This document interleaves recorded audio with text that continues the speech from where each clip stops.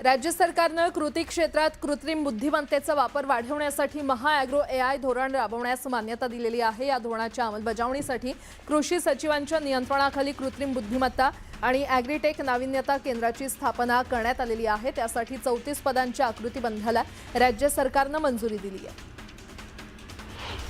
राज्यातील धरणांमध्ये वर्षानुवर्ष गाळ साचत आल्यामुळे धरणांची पाणी साठवणूक क्षमता मोठ्या प्रमाणात घटलेली आहे। सर्व प्रकारच्या धरणांच्या एकूण साठवणूक क्षमतेच्या सुमारे 14.83% गाळ साचलाय।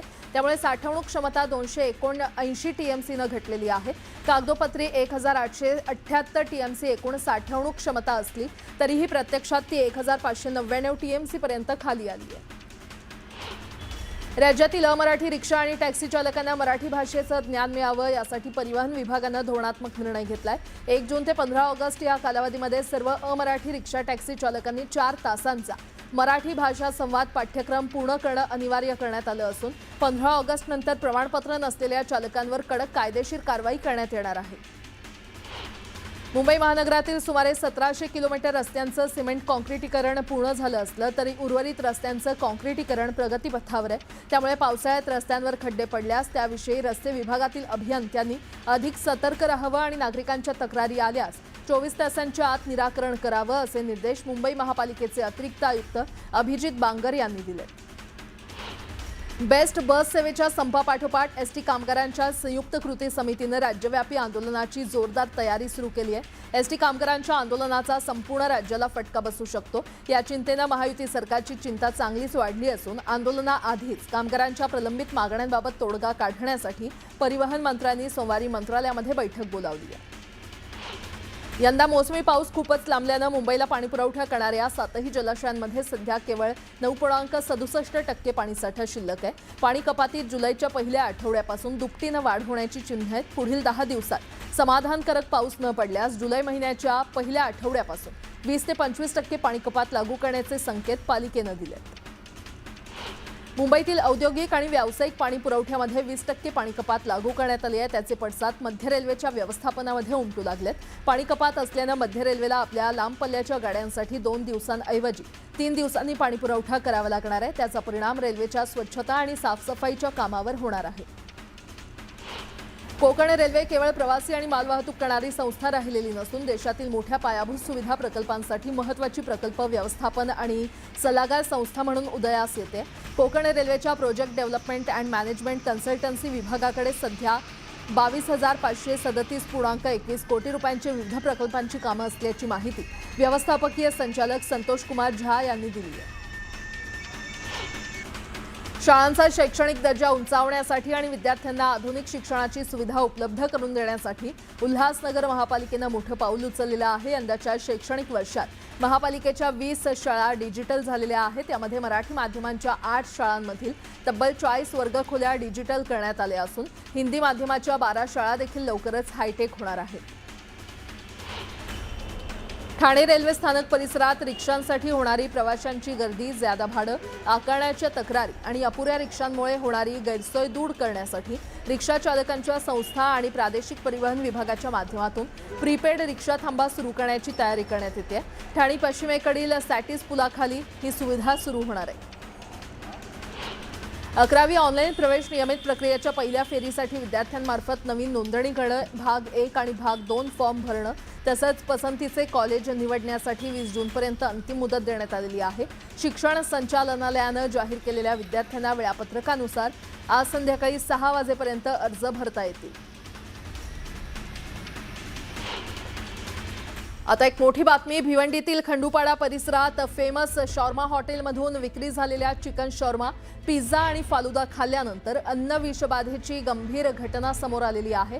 सुरुवातीला 14 जणांना त्रास जाणवला होता। आता रुग्णांची संख्या थेट 94 वर गेल्यानं शहरात मोठी खळबळ माजली आहे। या रुग्णांमध्ये 14 लहान मुलांचा समावेश असून परिस्थिती अधिक गंभीर झाली आहे। भिवंडीतील उपजिल्हा रुग्णालय प्रशासनानं तातडीनं उपाययोजना करत जिल्हा रुग्णालयातून वैद्यकीय अधिकारी, कर्मचारी तसंच आवश्यक औषध साठा उपलब्ध करून दिलाय। सध्या सर्व रुग्णांवर उपचार सुरू असून त्यांची प्रकृती स्थिर असल्याची माहिती आरोग्य खात्यानं दिली आहे। आपल्याकडे काल संध्याकाळी 5-5:30ला विषबाधेचे काही अन्न सेवन केल्यामुळे एका पर्टिक्युलर शॉपमधून भिवंडी येथीलच, जिथे शॉर्मा आणि फालुदा आणि पिझ्झा यासारखे पदार्थ मिळतात, त्या असं पर्टिक्युलर शॉपमधून 11 जण काल ॲडमिट झाले होते. त्याच्यानंतर रात्रभर, सकाळी पण आणि दिवसभरात 10-10, 5-5 पेशंट जे ग्रुपने गेलेले होते असे कंटिन्युअस येत आहे. आणि सद्यस्थितीमध्ये आत्ता आपल्याकडे टोटल 94 पेशंट्स हे आपल्याकडे ॲडमिट आहेत आणि त्यांच्यावरती आपण योग्य ते औषध उपचार चालू आहेत. IV सलाईन, IV अँटीबायोटिक आणि इतर सर्व उपचार चालू आहेत. रुग्णांची प्रकृती स्थिर असून काही जे रुग्ण काल ॲडमिट झाले होते त्यांच्या प्रकृतीमध्ये सुधार पण होत आहे. आणि बातमीपत्रामध्ये आता एक मोठी बातमी समोर येते. नीटच्या फेर परीक्षेआधी राष्ट्रीय परीक्षा संस्थेच्या खरं तर या संस्थेच्या कारभारातील मोठा नीट परीक्षेआधी मोठा गोंधळ झालेला आहे. NTA चा हा मोठा गोंधळ झाला असल्याचं समोर येत आहे. नागपूरच्या अब्दुल्ला या विद्यार्थ्याला 21 जून रोजी होणाऱ्या नीट फेर परीक्षेसाठी थेट अबुधाबी UAE इथे परीक्षा केंद्र देण्यात आलेलं आहे. विशेष म्हणजे विद्यार्थ्यांना केंद्रासाठी नागपूर, वर्धा आणि भंडारा हे पर्याय निवडले होते आणि यापूर्वी त्याला नागपूरमध्येच परीक्षा केंद्र मिळालं होतं. मात्र आता परीक्षा अवघ्या एका दिवसावर असताना परदेशातील केंद्र मिळाल्यानं विद्यार्थी आणि पालक चिंतेत आहेत.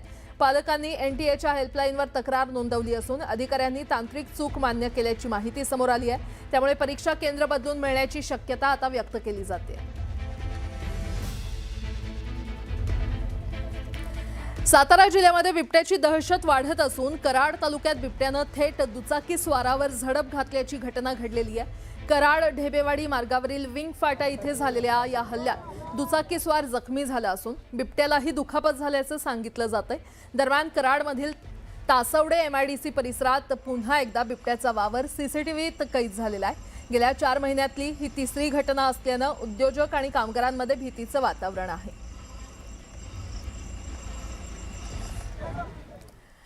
पुन्हा एकदा बातम्या पाहूयात वेगवान स्वरूपात.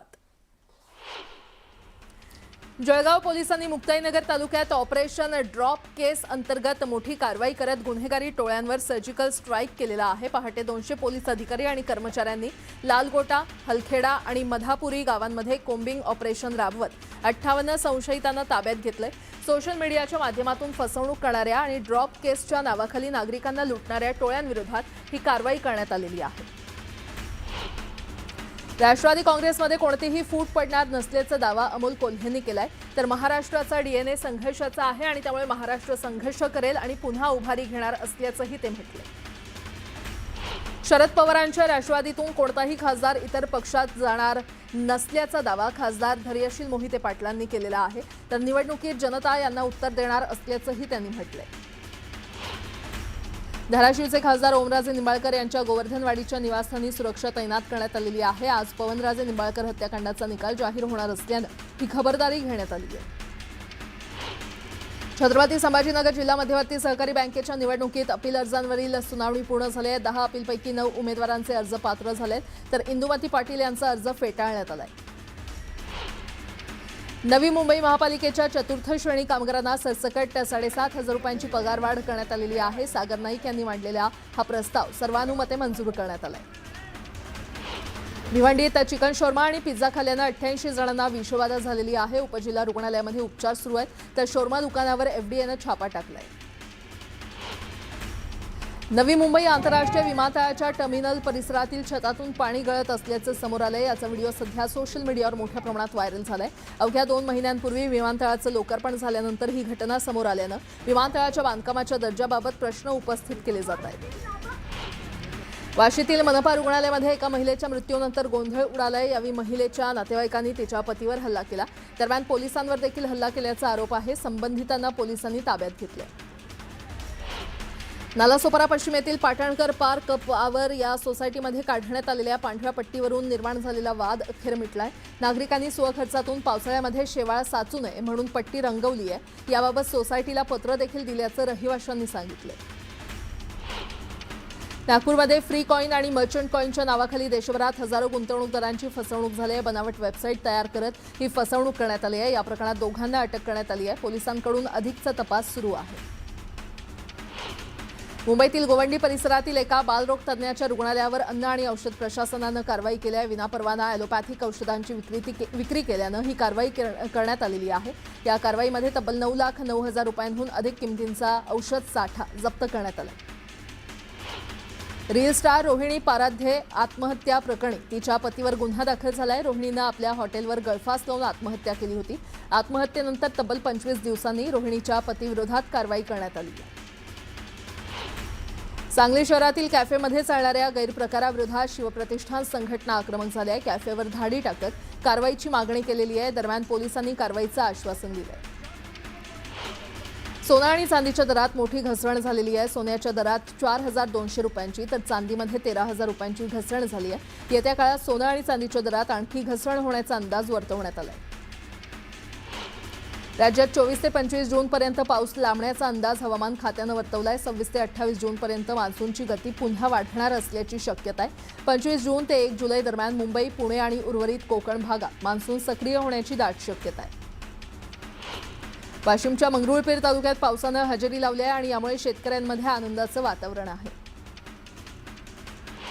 वैनगंगेत 10 दिवस पुरेल एवढाच पाणीसाठा शिल्लक आहे आणि यामुळे गोंदिया जिल्ह्यामध्ये भीषण पाणी टंचाई निर्माण होण्याची शक्यता आहे. त्यामुळे नागरिकांना पाणी जपून वापरण्याचं आवाहन करण्यात आलं आहे. पुणे जिल्ह्यातील शिरूर तालुक्यातील कोंढापुरी तलाव पूर्णपणे कोरडा पडलाय आणि यामुळे रांजणगाव, गणपती, शिक्रापूर, कोंढापुरी, खांडळे आणि गणेगावसह परिसरातील अनेक गावांमध्ये पाणी टंचाई निर्माण झालेली आहे. हजारो नागरिकांसमोर पिण्याच्या पाण्याचं संकट निर्माण झालंय.